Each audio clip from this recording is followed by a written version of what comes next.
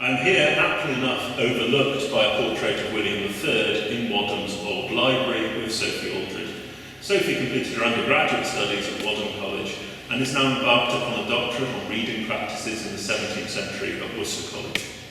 We've previously discussed the context in which the broadsides that have been given to Wadham were produced, and we've also talked about the ways in which they were produced. I want to turn now to consider the ways in which they may have been read. Sophie, I wonder, could we start just by thinking about what we might say in general about reading practices in the 17th century? Yes, certainly, and thanks for having me. So, there are a number of aspects of reading practices in the 17th century that are very different from how we might think of reading today. First off, and very importantly in terms of our broadsides, reading was not a practice that people did alone. So there was no sneaking off with a book to read in silence, but they read in groups. So people would sit in front of the fireplace, court, or stand over a desk and discuss works as they went along. This is quite interesting. So in a number of old books you have metaphors for sound rather than for sight. It's not as you have seen or as you have read, but as you will have heard. So this indicates the assumption actually that lots of books would have been shared, or broadsides will have been shared orally afterwards, so people will have taken them out of context and discussed them in lots of different ways. So this ties to the second component of reading practices, which is that they were active. Readers were not passive receptacles of knowledge who took the author's word as it stood. They challenged this and contested it, writing comments in the margins or even crossing out paragraphs. I've actually seen a number of books where they've entirely cut up the chapters and put it together in an order that they thought was more conducive to the author's point. This is usually because reading was envisioned or inflected by an outcome envisioned beyond the text itself. So readers read for purpose or a particular activity. This might have been in order to memorize moral lessons to impart to your family or friends, or to verify particular political lines of action. It might even just have been to sort of select or memorize pithy quotations so you could make yourself seem particularly learned. Originality wasn't necessarily prized in this context. Thank you very much. Now, the broadsides we have in the library collection are pristine, but you've laid out for us some other books from Wadham Library which give us a sense of how people read in the period. Yes, I have. So this first book is a Commonplace book that demonstrates quite nicely this principle of reading for action that I was just talking about. This was compiled by a student, Henry Croke, in sort of 1650s, 1660s.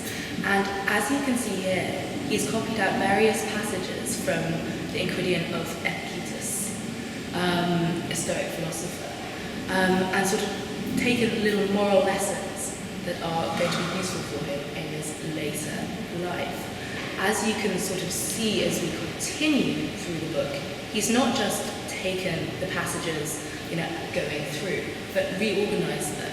And that's because students at this time were encouraged to dissect the work and reorganize it, both as an aid for memory, they want to remember the lessons that these ancient philosophers taught us, but also so they could use particularly pleasant little sentences and pepper their own work with this.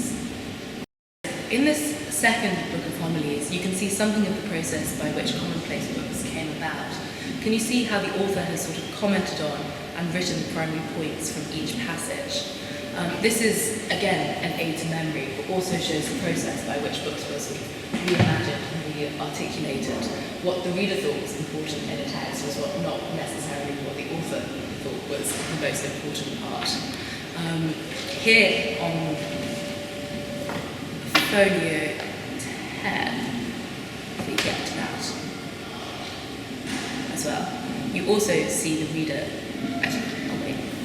you also see the reader challenging somewhat, or at least writing their own thoughts, prompted by the page. So this is actually upside down. Focus on words and not of deeds is like a garden filled with weeds.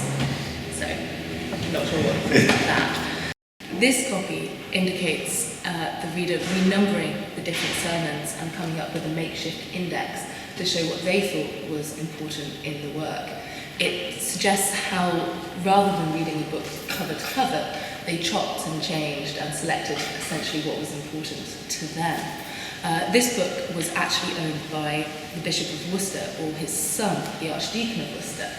And we get a sense in their writing out what they thought was significant in the sermons, how they might have put this together for their own congregations to preach in front of an audience of however many hundreds of people. If we turn to the back of the book, however, we note or have a way of seeing that these were not just objects of learning, but material objects too. I'm not sure that the Bishop of Worcester would have liked his congregations to see his pretty little drawing of a skull, assuming he was the one who drew that, of course. This sort of reminds us that actually paper and your opportunities to develop one's artistic skills was very limited. Here, under the gaze of Charles I, it's tempting to conclude by drawing up parallels between what we have heard and our own age. The 17th century witnessed a constitutional crisis in which the widespread dissemination of misinformation fed an increasingly paranoid political scene. However, to search for such direct comparisons is rarely wise. The claim that history repeats itself quickly becomes platitudinous. Instead, we might more simply think that what is so deplorable about the modern world is not novel and has its roots in England's troubled 17th century.